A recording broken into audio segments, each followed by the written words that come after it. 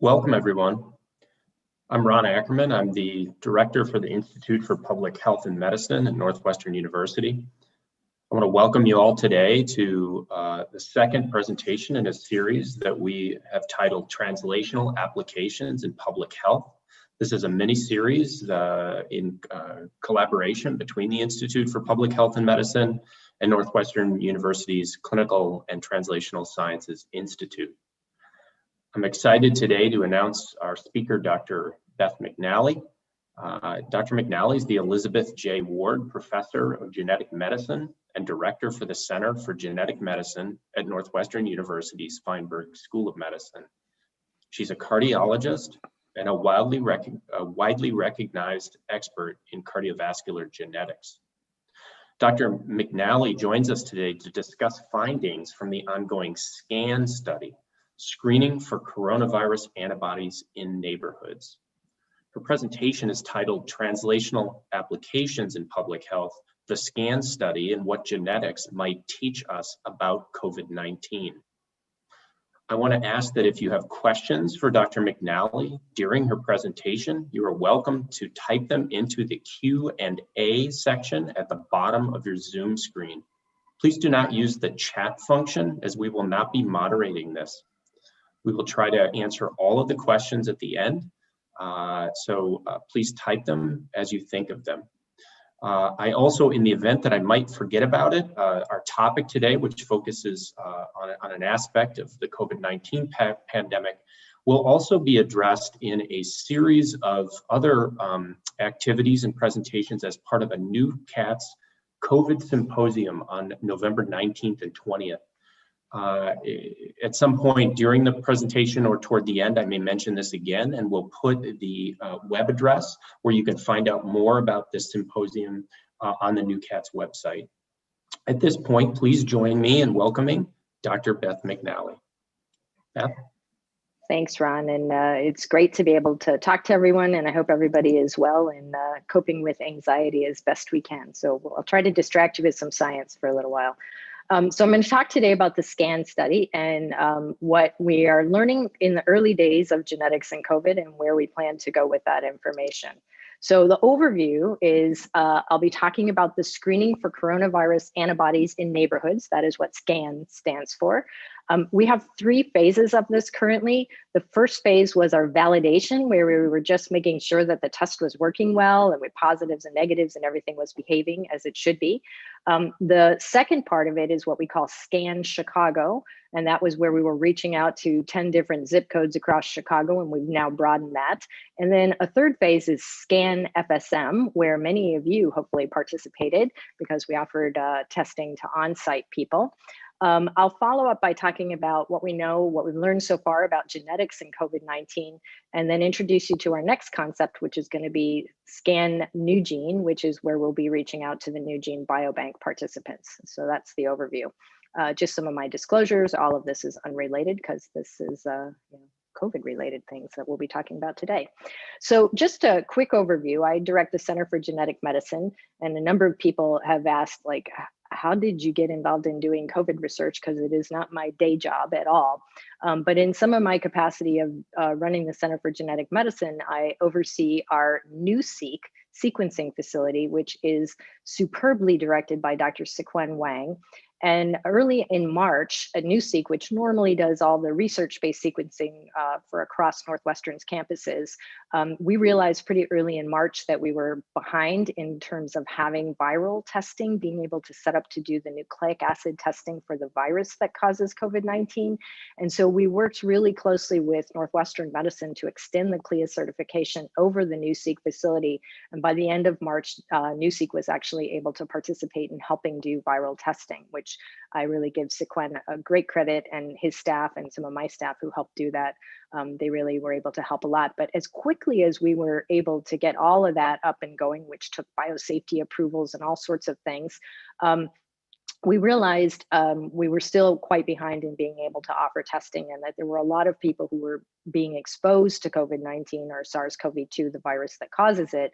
And so we quickly pivoted to realizing we were going to need to set up a method of looking for COVID-19 antibodies as a way of looking back on who was exposed in the past. And so this was work that Alexis de Monbrun and I got started. We thought, well, we'll set up an assay and we'll figure out how to actually do the assay. And then hopefully we can reach out to others to help enable doing that more broadly. And so one of the key things is to realize I'm really speaking for a large team of investigators that have come through to be able to provide this. And so I'm honored to be able to speak on their behalf. And then we also have some folks who are participating in some genomics consortia, which I'll just touch on in the end. So let's start with the offender. The offender is the SARS-CoV2 virus, which there's pretty much not a whole lot like the SARS-CoV2 virus, except for SARS-CoV1, which we saw about 15 years ago when it made its presence known mostly in Asia, but a little bit in North America and in Toronto in particular. But it's a pretty stripped down, simple beast. It is nucleic acid, a little bit of RNA surrounded by a bunch of proteins, and it gets its name as a coronavirus because when you look on electron microscopy, you actually see this spike protein that sits poking out from the surface, and that looks like a crown. And so that's why you get the name of coronaviruses. This is a fancy little movie that came from the New York Times, and I have to say the New York Times has had some really nice write-ups on looking at this. What this is showing you is the tip of the spike, and at the tip of the spike is actually this lighter blue area, which is the receptor binding domain. The receptor binding domain, and I like this also because it shows that these are actually moving in time and space, and the receptor binding domain is actually up here at the surface, sort of flipping in and out in a couple of different conformations. But what the receptor binding domain does, it is a tiny portion of the spike protein, and it is the part that is responsible for interacting with the ACE2 that serves as the receptor for this on the surface of cells. So the general concept is if you have antibodies to this receptor binding domain, those are one, highly specific because there's not much else that looks like the receptor binding domain of the spike protein, except for in SARS-CoV-1. And again, not a lot of that in the world and not a lot of people who've been exposed to that. And importantly, having antibodies to this receptor binding domain doesn't guarantee, but it is more likely that those are going to be neutralizing antibodies, in that a neutralizing antibody may block the interaction of the spike protein with the receptor on surfaces of cells. So when we first thought about developing an antibody test, we decided we wanted to make this receptor binding domain and ask for antibodies in the serum that are reacting to this because they have a little bit better chance of being neutralizing antibodies. And so that was the rationale. The second part of this is that the receptor binding domain, as I'll show you in a second, is actually a little more stable and easier to produce as a piece of protein that we needed for the assay. So that was just a practical reason for doing that as well. So what do we know about the timeline of infection and antibody responses? So we're still getting a lot of data on this. And in fact, somebody just forwarded me a really nice paper the other day where, as you know, the NBA was one of the places where lots of viral testing was done. So it's actually giving us a little more information as to like how many days in the pre-symptomatic phase you might have virus. And it turns out that answer is probably about 3, but as much as -7. And then you can become the symptomatic phase. And so if that's your viral, you can pick that up by a nasopharyngeal RT-qPCR testing. And nasopharyngeal means the deep nasopharyngeal testing to be able to do it. And on average, most people still have it detectable about 7 to 10 to even 14 days. There are many studies showing it goes out much later than that. But really where we set up most of our thresholds, it starts to go down by about 10 to 14 days. More like 7 if you're asymptomatic, more like 10 days if you're having some symptoms. And then we know that your antibody response begins with an IgM response here, and IgM typically doesn't last that long and actually starts to come down, while IgG comes up and then stays up in the bloodstream over time. And so IgG was what we decided we wanted to develop a test for IgG. Current data suggests your IgG lasts about 3 to 4 months, and I'll show you we see that about 75% of people still have IgG at about 120 days. So we'll talk about that in a little bit. So we decided to develop a test that would look for antibodies to the receptor binding domain, and we specifically decided we wanted to go after IgG antibodies. So then we had a couple different options of how we might measure these antibodies. We knew we wanted to get them out of blood, and we decided that we wanted to set up an ELISA assay because these can be done in duplicates and triplicates, and we can do serial dilutions over time. And so we can get a very quantitative assay if we can do multiple samples at the same time from the same serum sample. And so to do this, you need a piece of the virus or the viral antigen, and I told you that's the receptor binding domain. You then collect a blood sample which contains the antibody, and then you do what's called a sandwich, a second antibody that goes in with a detector on it, and that allows you to actually measure how much is present. And again, because you're doing it in a 96-well format, you do everything in duplicate and serial dilutions. And what this allows you to do is a very quantitative plate ELISA, which is performed in the laboratory setting. Many people have heard about these lateral flow devices. These are nice because they are point of care assays, meaning they can be done lots of places. You take the serum. What they've usually done in this case is fix some of that antigen right here as a test. It has a control positive that sits behind it, so the serum has to flow past the test and then onto the control. A negative has a signal here at the control showing that the serum actually got far enough, the test remains negative, and these are examples of invalid tests. The major problem with these lateral flow devices is they are not quantitative and they are not as sensitive as they should be because they were mostly tuned to detect tests and not provide false positives. But in our hands, they've been all over the place, both false positives and false negatives. So how do we build this test? So here's the structure of the spike glycoprotein that we talked about. It sits in the viral membrane, and we talked about already that we wanted to have the receptor binding domain, which here is shown in green. It is amino acids 319 to 541. This was from an early paper that was put online in bioarchives in very mid-March. We saw it. It's Aminat et al., and it was by Florian Kramer's group at Mount Sinai.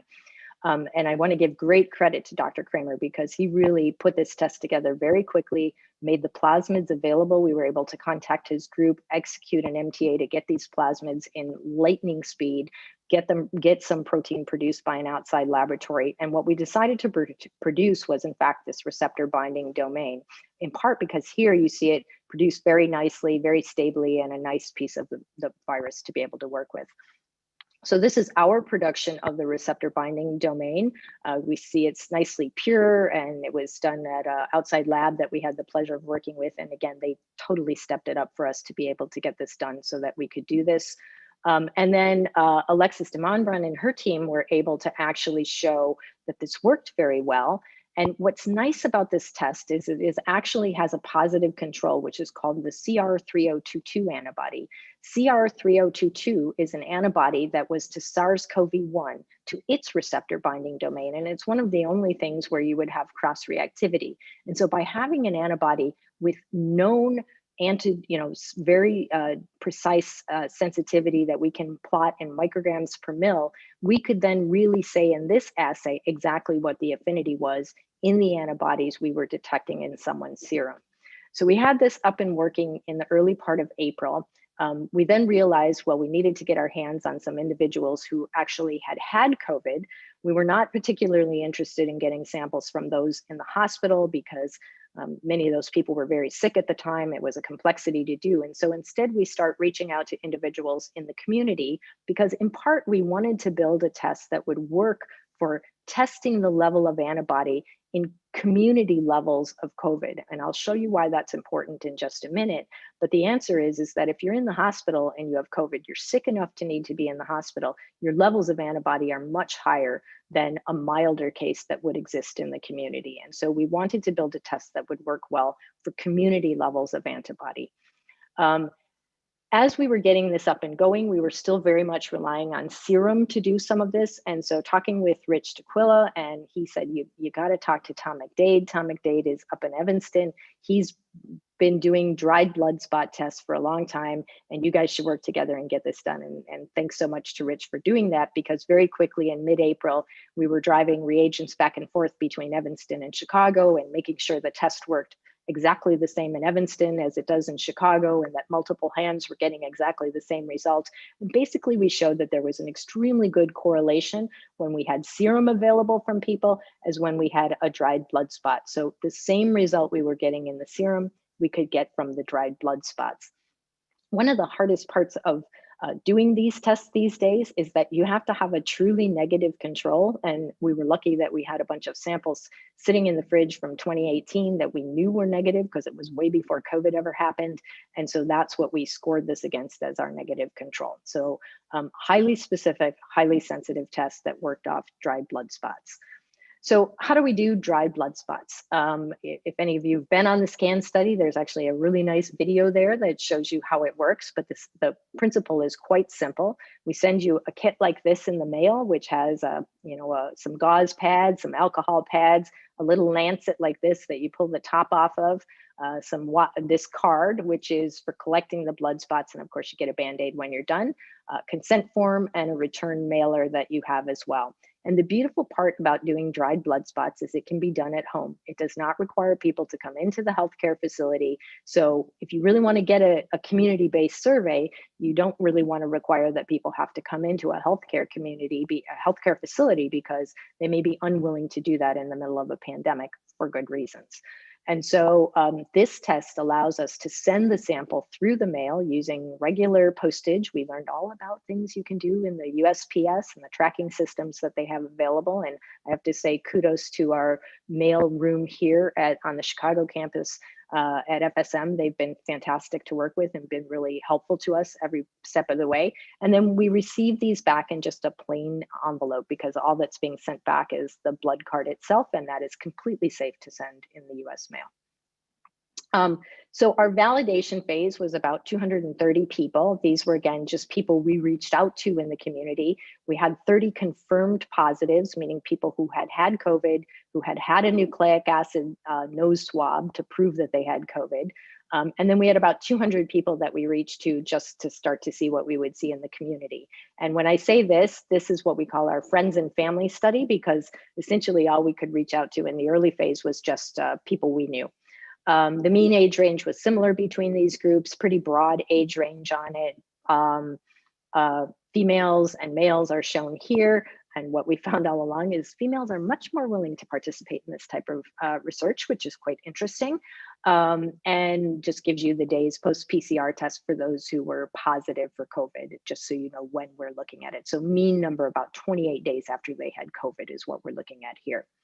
And what we found was a range of results. So the people in dark purple here are the ones who were known COVID positives, and they had positive serology, just as we would expect them to, with a range of antibody anywhere from 10-ish to almost 11, down to this lower level, which was sitting at about 0.4 micrograms per ml. We had a few people who actually went and got a COVID test. They had an exposure, they got a COVID test, they were negative, and they were either positive or negative serology, just depending, and there are just a few of those green dots in here. And then the vast majority of people that we reached out to, those 200, didn't have any access to having a COVID test. Some of them maybe thought they were exposed, some of them didn't. It was just a sample to see how well the test was performing. And what we found was a good number of these people had pretty much the same range of IgG as what we were seeing in the known positives. And the blow up of that range is shown here so you can see. And so basically, initially, we considered these low positives, but after doing this repeat testing and testing things over and over, we actually set our threshold at 0.39, and that's threefold higher than any of our negatives. We also had the chance to, we also had the chance to reach out to some people who had these, falling just under what we were calling our positive rate. And we watched to see what would happen to them at about 14 days apart. And a number of those people actually stayed negative, but a few of these people we actually saw climbing over that 14-day period. And this would have been testing back in May at a time point after we saw sort of the first wave of COVID coming through. And you can see that a little more clearly here. The people who were just above our positive threshold, most of those people at 14 days later stayed above our positive threshold, And many of those people actually increased to being, what we called then the fully positive range. And it was actually based on this data that they really stayed above this range that we decided to now consider these low positives as being actually fully positive. These are the handful of people who in the validation phase had positive serology. You see they are all up at this very high level, and most of them stayed well above that very high level at the 14-day time point. So this is the total of those 230 from the validation phase. We were again calling low seropositive and seropositive. We actually got, pretty good number of these individuals, almost 40% being positive. We then reached out to about 30 of their household members. And again, we got a very high rate of positivity among their household members. Almost 80% were seropositive based on that. What's really interesting is a number of these, you'll notice that's about going to be 20, now that we've done a few more of these, 25% that stay seronegative. And I've been asked a lot about, well, how can somebody in the household stay seronegative? We've got a bunch of these people that we've followed over time, and I will remind people we are only looking for an antibody to a very small amount of this virus. It's entirely possible these people have antibodies to other parts of the virus that we're not detecting, or that they had some type of pre-existing immunity, something to a different coronavirus that's cross-reacting, that's something we're not measuring.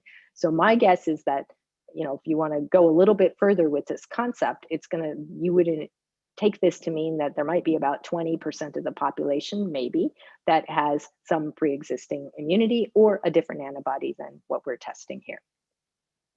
One group of individuals that we were able to reach out to was a group of healthcare workers that were all in the same place that had an exposure all at the same time. So this group of individuals was 17 people that had tested positive and 10 in the group that had tested negative.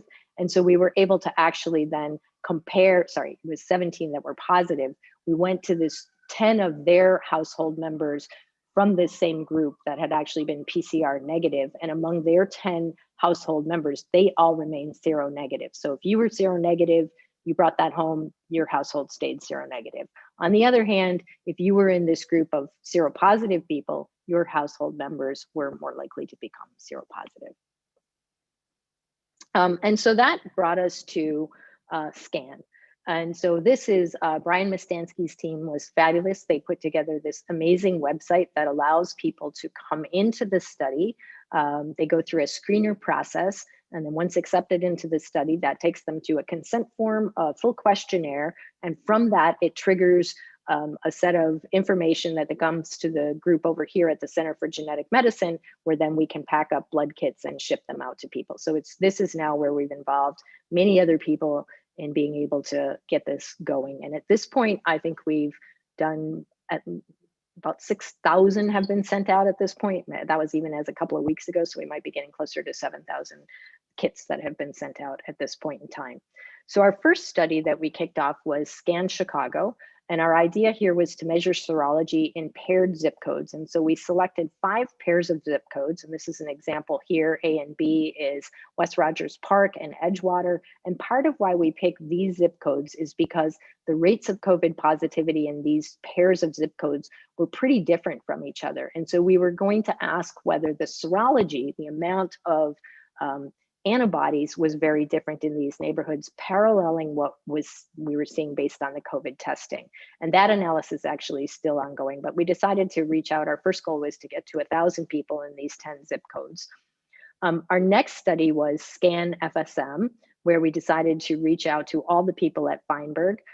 People have asked me, well, why did you start doing this? Well, part of, practically speaking, why we start doing this is because as soon as we start doing all the mail kits to Scan Chicago, we realized how slow the USPS was on doing some of it. And so we decided to also offer things on site because 1, we didn't have to deal with the post office. And 2, it allowed us to actually ask the question, were we getting some different results for people who were coming in person versus those who were at home? So we rolled this out starting in July. We started first with the med and grad students first, and postdocs, then faculty, and then staff.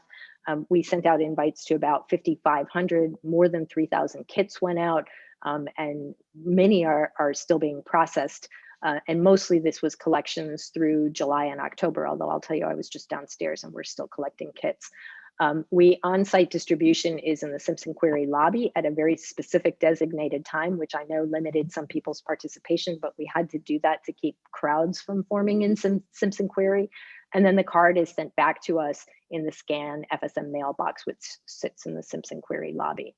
And this is what it looks like. We have all these dried blood spots. My lab has now been turned into this, giant setup place. Here's the scan collection. Our mailbox is heavily used every day. And this is what, about 2,000 blood kits looks like. So I will say we probably underestimated how much work it was to put together these kits. And again, I want to thank a lot of our friends and family for pitching in and helping out and putting some kits together. And this is what the scan table looks like in the Simpson Query where we do the handouts. So here's the first sets of results. We've analyzed the first 1,545 participants in SCAN. This is almost an exactly equal mix between SCAN Chicago samples and SCAN FSM. We're still doing all the sub-analysis, but what I'm telling you at this point is the high-level analysis of the samples that came in through the summer months. So we decided to just look at what happened in the summer months because that was a different period in this. We're now in the second wave of what's happening. So we decided to pause and look at what happened in the summer months. What I'm showing you here is the positivity on our negative samples. These are our 2018 samples, which are here, they fall here. Here is the range of seropositivity of IgG from that 0.4 mark all the way to about 3.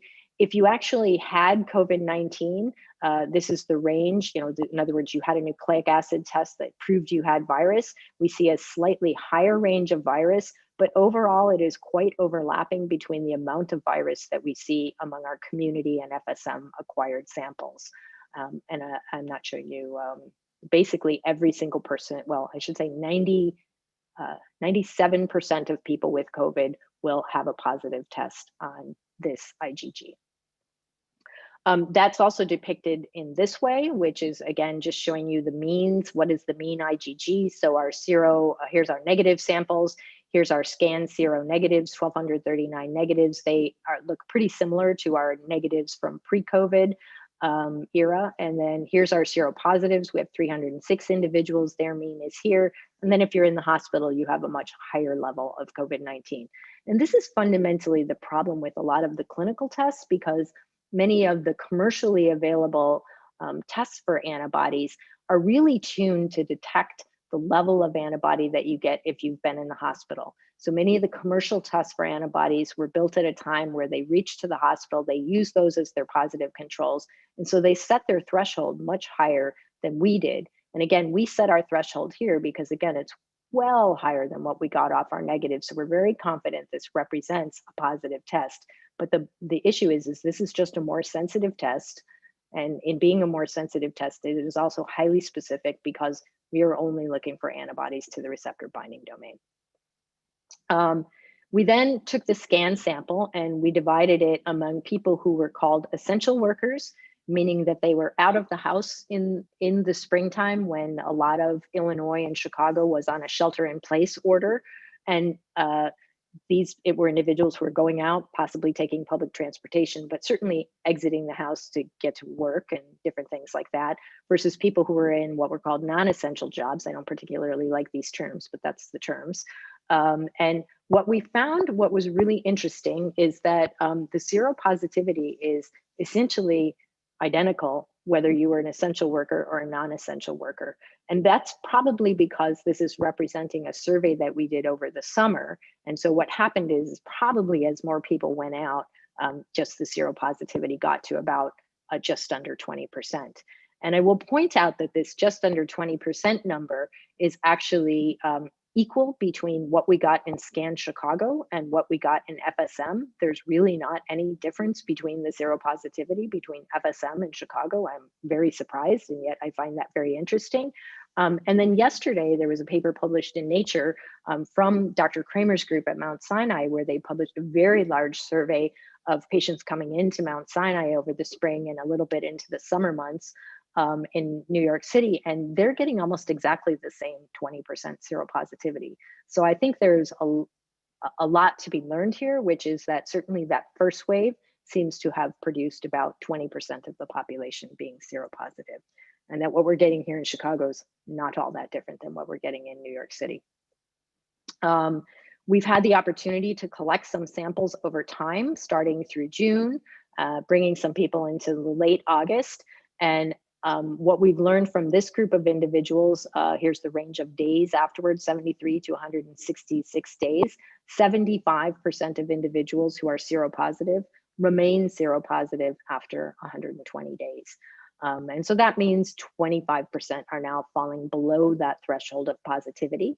I want to point out that we don't know that all of these antibodies, or even what fraction of these antibodies, are neutralizing antibodies. We're in the first wave of actually hearing about people who are seropositive, who have now gotten COVID or tested positive for COVID. We have got a handful of those cases at this point. So just because you've had it once doesn't mean you can't get it again. That's a little bit concerning and raises a lot of red flags in my mind as we start to think about this next phase and what vaccines mean. But we have now at least a good handful of cases of individuals who were seropositive who now have tested positive again for COVID. And so what we're going to be able to do with this database is, because we have contact with all these people, we're going to reach out and ask what their health status has been and begin to ask that question: does being seropositive actually have a lower rate of retesting positive for COVID versus those who are seronegative? We will also resample people to see whether some of those negatives became positive, and as you see here, how many of the positives then become negative. So this is going to be an ongoing study. It's not going to go away anytime soon. As vaccines roll out, I think it's going to be really important to see how this changes, because vaccine will just be one part of what we're doing, and there's still going to be endemic virus for some period of time. I wish I had something more positive to say than that. Hopefully over time, with a couple of rounds of vaccine, we're going to be able to knock this out, but we're going to need to keep doing studies like this going forward. We worked with John Wilkins. As some of you know, John Wilkins organized a great study through Northwestern medicine to be able to get testing on the Abbott platform, which relies at looking at nucleocapsid antibodies. There are a number of individuals who are known COVID-19, and we actually put them in the SCAN study. And the answer is we only see kind of moderate correlation between what your antibody level to nucleocapsid and your scan positivity. And this is a bit like trying to compare apples to oranges, because we're looking for antibodies to different parts of the virus. And fundamentally, the way this antibody test works with Abbott is it's doing a control, and it's giving you a ratio each time. So it's very hard to get at the raw numbers. It's not like our test where we can say it compares to this known positive. So it's very hard to do these comparisons. What we do know is that there's a number of people who had COVID-19 who just don't test positive on this nucleocapsid. All of those people then did test positive on the scan test. So again, we have a more sensitive test than the nucleocapsid test done by Abbott. And that makes some sense because we tuned our test to be more sensitive. And similarly, when we look across scan, where we've got some people who've been in both, again, the correlation is not all that spectacular between the two antibodies. This I'll show you. I had mentioned already about a few cases of second exposures that we're just hearing about. Here's an example of how we picked up one of those. This was an individual who was seropositive back in April. And then she was participating in giving us a repeat sample, and all of a sudden we saw antibody 112 days later spike up again to almost well over a 4 into the 5 range. So this was a healthy level of positive. It then went up to being way more positive and has persisted being positive again. When we went back and queried this person and said, hey, did you have anything going on in the month or two before? Turns out she, had some stomach ache and some chills and a little bit of muscle ache, and then had an event where her sinuses were bothering her, some smell and taste problems, enough so that she actually went and got a SARS-CoV-2 viral test, which was negative. But this whole period was already 25 days. And so this test is negative, but we assume this is what a second exposure looks like. And so it's interesting to note that we're seeing that. So what have we learned so far? We see a similar seroprevalence, just under 20%, about 19% between FSM and Chicago, so SCANFSM and Scan Chicago. Can't underscore this next point enough. It takes a village. This is a huge team of people making this happen with all different expertise that we brought to the table. And so it's been really great fun and some of the best parts of my week when I get to interact with these people and hear what the different thoughts are about how to do this research. We still have a lot to learn about recruiting across diverse cohorts. We have been trying really hard to get a representative sample, and you see the zip codes we picked from Chicago are across a lot of different neighborhoods, and there's still a lot of work we have to do to build trust with a lot of communities to get them to participate. What we've learned so far, we started with some paid advertising approaches to get people to participate. We were using some social media platforms, a little bit of advertising in newsprint. It worked a little bit to help us get some samples, but what we found was the most effective way to actually get a lot of people coming into the study was news coverage. And so we were really helped in this by Dr. Murphy featured us one time on WGN, and Hal Dardick at the Chicago Tribune is a reporter who's had an interest in this. And so he's been great about putting some stories out there about our study. And we found every time that happens, we get a lot more community engagement. What's worked terrifically well across our platform for community engagement is the process of electronic consenting and being able to interact with people in their homes through mail and then delivering results to them through the web. And so that's been a great way of doing things. We're certainly in the Center for Genetic Medicine really eager to do more of this in some of our genetic consortia, and we'll be planning on doing more of this going forward.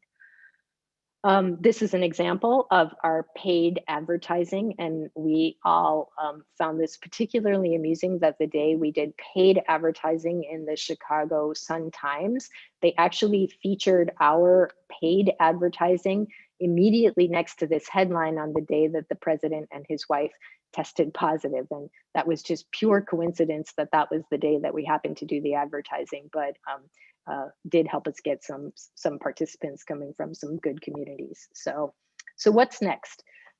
Most important for us, we want to follow health status over time through surveys. Again, we have connection to the community now through the web base. We have their emails, so we can communicate with them that way, and we can ask them questions and questionnaires about what their health has been. We plan to resample people 6 months after their first test, and so we're now just preparing for the second round of that. Tom McDade's working really hard and is very close to having a neutralizing antibody, dried blood spot working, and so we're hoping to be able to roll that out for the seropositive people. And then we're going to move on to sampling the NUgene biobank. So in the NUgene biobank, we have about 15,000 individuals, and we have genetic information on almost 12,000 of them. And so we will reach out to 5,000 people in the NUgene biobank, and hopefully they will agree to participate in our study. And that will allow us to begin to correlate their seropositivity with what is present in their genome. So can we get genetic determinants of who is likely to show up as seropositive?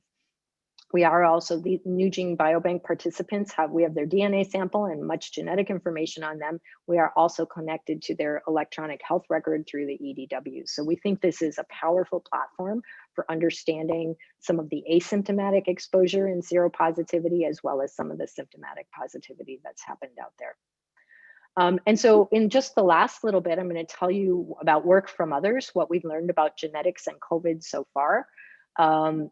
This is not a genetic study. This was actually a large study that got published called the Open Safely study. This was actually done in the UK, and it was done as an electronic health record survey of over 17 million adults in the UK system, NHS using theirs. And it actually started to say, what do we know about the health factors or even some of the social determinants of health that correlate with whether you're likely to get really sick and end up in the hospital and die. And so I urge people to look at this because this is a nice paper. It actually underscores a lot of what you hear about, but it gives you actual data to back that up. This is the hazard ratio for death. And as we know, across the age range, individuals who are above 80 have the highest risk for death. And then fully adjusted, it's still a very high risk. But individuals in their 70s also remain at very high risk. And you see that just increases across the age range. We know that morbid obesity is a significant risk, but it's always helpful to put the hazard ratio for this in perspective with what the age risk is. And so you see there's an increased risk, but it's nothing like the age-associated risk that we see. I find this a curious observation. Actually, being a current smoker seems to not be so bad, but some of that may be age-related, even though, but something that is worth noting. Here with this fully adjusted. So again, across their ethnicities, in the UK system, they have actually seen that individuals who are South Asian or Black actually have increased risk. And what they do in the UK system is they actually look at a deprivation index, which is their measure of social determinants of health. And those individuals who are considered the most deprived actually, again, have very higher risk for developing COVID and dying from it. A couple of other things, diabetes is shown here. Having diabetes out of control turns out to be the risk. And then, of course, having a hematological malignancy is also a relatively high risk, particularly if it was in the last 5 years. Kidney function, having bad kidney function is a very significant risk. Being an organ transplant recipient is also a significant risk.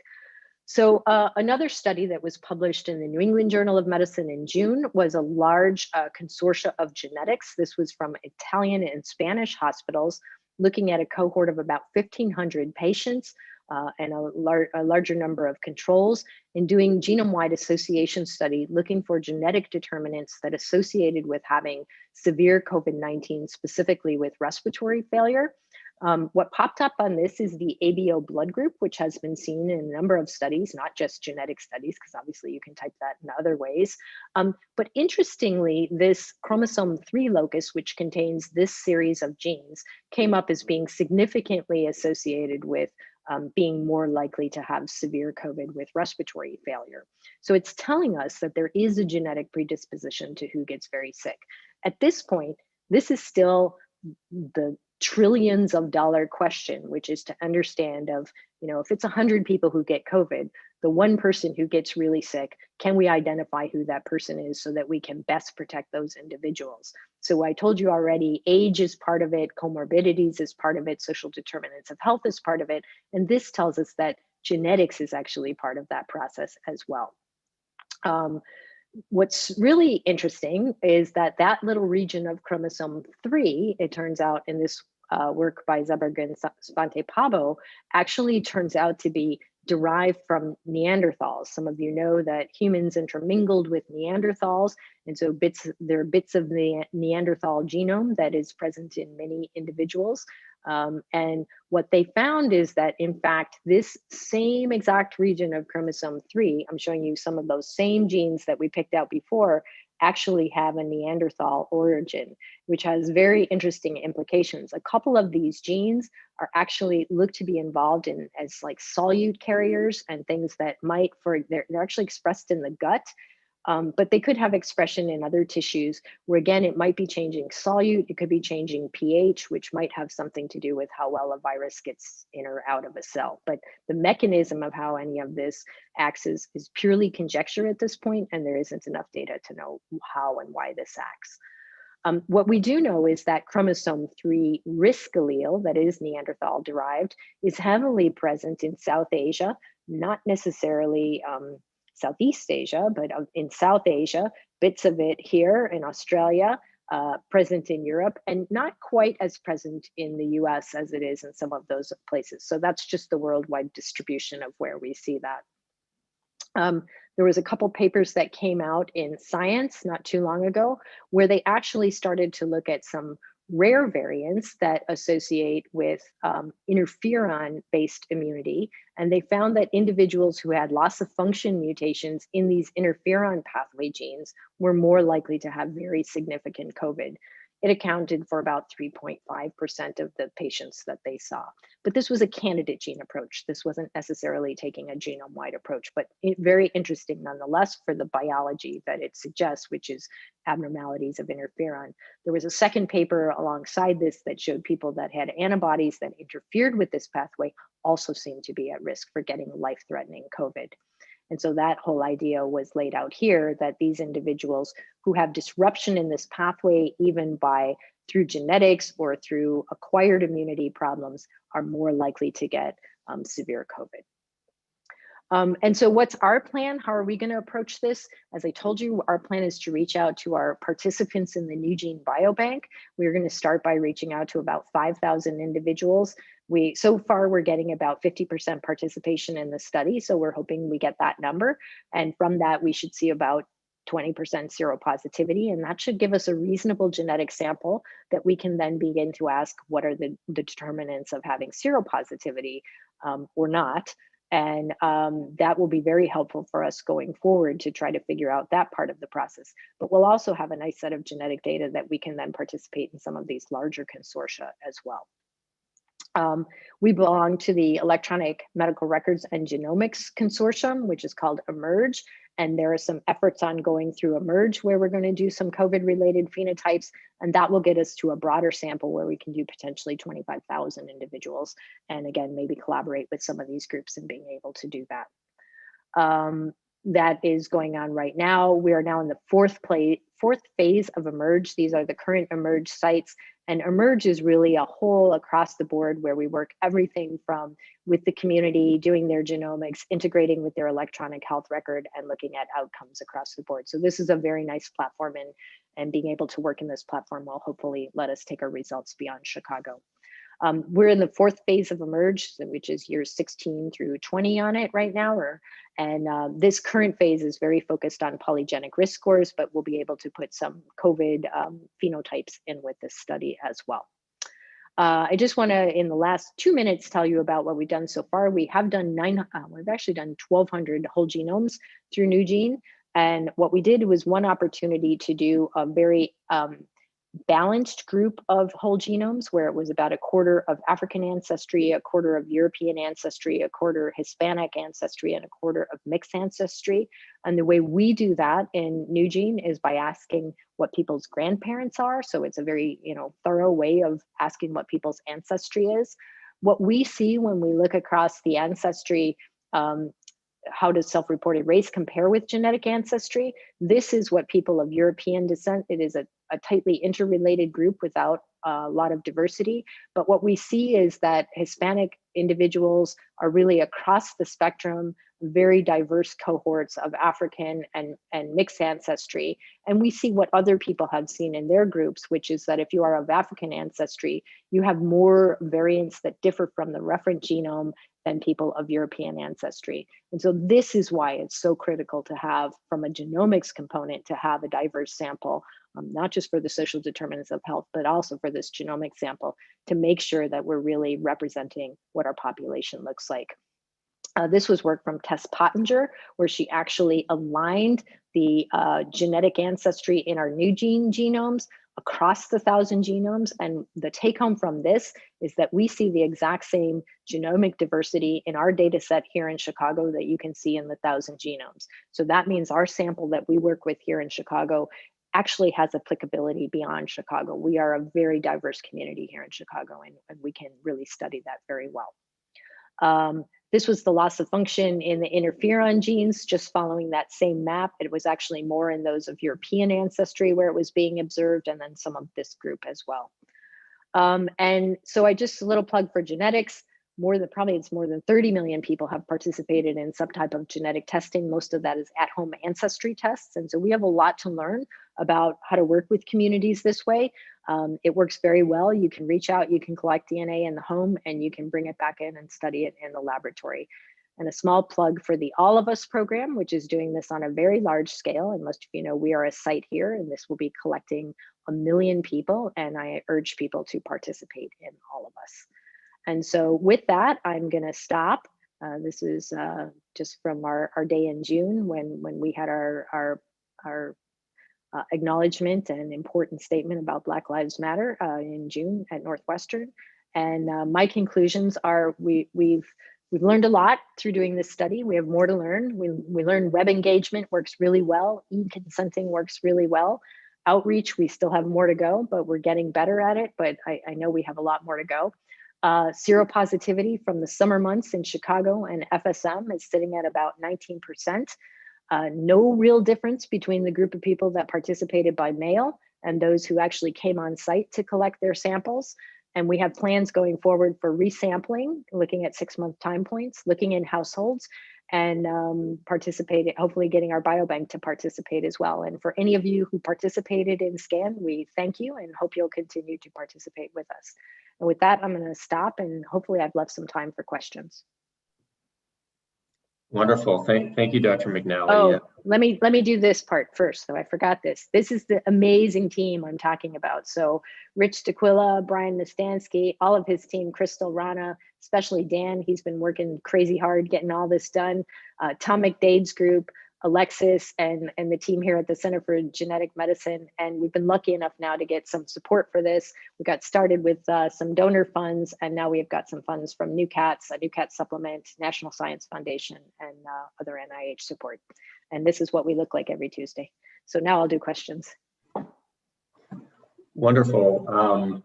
In the event we run out of time, I just want to direct people that the symposium I mentioned at the beginning that NewCats will hold around COVID on the 19th and 20th of November. You can learn more at the link which has been placed in the chat area. So if you're interested in that, take a look. There are several questions, Beth. I think I'll try to kind of group some of them. One is really about representativeness of SCAN and as it relates to the challenges we all face in diverse participation or representative participation of different race ethnicity groups, different parts of the city in volunteer-based research studies. And I wonder what you're seeing. Has it, do you feel that the... Yeah, well, we're controlling who we let in SCAN. And so we know tons of people have signed up for it, but what we're doing right now in our recruiting is we're trying to meter who comes into the study so that we can achieve a good balance of racial ethnic mix is what we're trying to do. I can tell you, if we just let everybody in, the study would be 70% middle-aged white females. Are you getting good representation of African American and Latinx? No, Latinx we're doing pretty well, and we were late in rolling out our Spanish consent forms. So I'm surprised we've done as well as we have. We only rolled out the Spanish consent forms probably in the last couple months, but we still have done pretty well with the Latinx communities. We're struggling the most in the African American communities, and we've tried some very direct community outreach. It's a struggle. We're doing okay, but it's not where we need to be. How about kids? Are kids being studied? Great question. We're dying to study kids, but right now we're really just doing adults. And I talked with Matt Davis about, working with Lurie. I'll tell you, probably a couple of kids snuck into our study because we don't really verify what the age is of individuals. It does require doing a dried blood spot. So I'm thinking as we get able to move into kids, it will probably be like age 11 and 12 and up, because you have to be able to poke a finger, and a lot of parents won't want to poke kids' fingers, so little ones.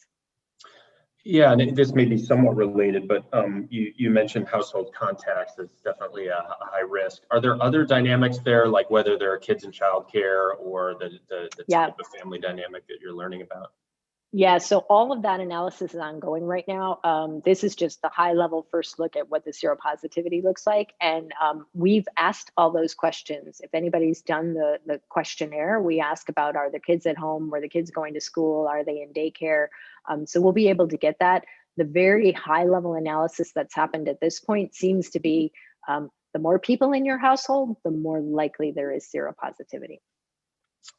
Great. And some of the results you showed of the seropositivity persistence at 120 days, the first test wasn't necessarily related to the timing of infection, was it? And what have you learned in terms? Yeah, that's the issue with, we have only a small number of people that we knew when their infection was.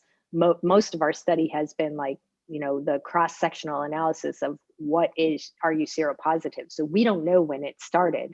When we pick up that example case that I showed you, we don't know when that person was exposed. And to be fair, we don't actually know when this virus worked its way into our community. We like to time it as being the beginning of March, but I think certainly in New York City, people know full well there was a lot of seropositivity already in February. So it was around and lurking for a while before that. So if it does wane at 6 months? Does it wane at 4 months? We've got to get better at knowing the start. So right now, We are actually trying to get a few more positives, particularly if they were seropositive, and we're going to try to figure out if we can put some better timeline on that. You mentioned your that you have a test that can quantify the levels. I wonder in SCAN or in any of these sort of efforts, are you giving back positivity to the participants, or are you giving back the actual sort of level of positivity? How does that work? Yeah, we had a lot of good discussion about that among the group. At this point, since we have no idea what the number means, like early on, there was actually a suggestion that really high levels, like what you saw, the highest levels we see are in ICU patients. They are like crazy high. They're like 90s on this scale. I don't know if that's good. That might actually be bad. So that's why since we don't know what the number means in terms of, is it good to be higher, lower, in the middle? Do you want to stay at the sweet spot? We don't know what that means. So we decided we couldn't give the number back because we don't know what it means. So we just give people, you're above the threshold or below the threshold. Yeah, it sounds, you've mentioned, it sounds like we still don't really know whether having antibodies is protective. I wonder, if they are protective, what do we think, how far are we from herd immunity if we're at 18 or 19% in the community having seropositive? So I just want to remind people a little bit, the concept of herd immunity is really a concept built when a vaccine rolls out. Concept of herd immunity is you vaccinate a population, you don't need to vaccinate the whole population, and you will still get protection for largely the whole population. That's really where the concept comes from. It gets kind of borrowed over to this idea of, can we get to herd immunity by just everybody getting infected? I don't think that's really realistic, particularly because we are seeing second cases. So immunity does wane. It's not going to wane for everybody at the same pace, but once you have a virus like coronaviruses are known to do, which is immunity wanes, the concept of herd immunity is just impractical here. That doesn't match with what the virus does. So as quick as we're seeing people, though, they can get second infection. So what do I think that means practically? I think it means we're probably likely looking at 2 rounds of vaccination, hopefully timing well, and getting to a point where we can, again, start squishing this down a bit. If you made me bet right now, it's going to probably be, if we hit it right, maybe that starts to be next summer, but we'll see. Sounds like we have a few participants in SCAN, and one of them's interested, if you are positive, can you refer family members to be tested? Yeah, so we did reach out to a bunch of seropositives about engaging some household family members. I'll check where we are on that. We have to meet our capacity of how much we can do, but they're always welcome to email us, and if they've got family members who want to participate. So I know we are doing more of that. And then geographically, do you have any preliminary findings or insights into the comparison of paired zip codes in the SCAN study?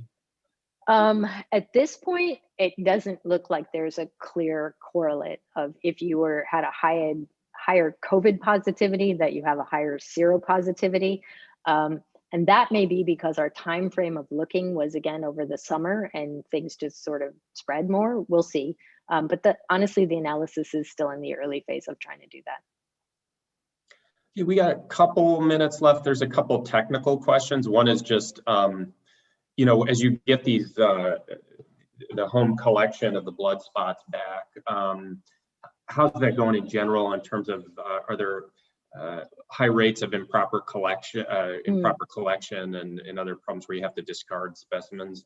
Yeah, really good question. And actually, we're hoping some members of Brian's team are actually going to do a little write-up about this process, because, again, we learned a ton doing that. So that's a good question.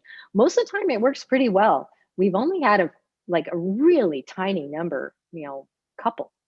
But we've gotten questions from people like, I didn't put it inside the circle. Is that a problem? No, it doesn't matter. It turns out a spot of blood doesn't have to be inside the circle, because we just do a hole punch right into it.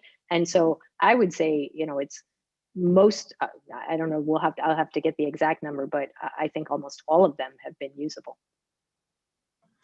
And maybe one last question. I think there was probably several people who might have had their test done at a place like Northwestern Medicine, and it was negative, and they're wondering, Does NM use the Abbott-based test, and is there an opportunity to get a test like you're using to the spike protein if it wasn't available before?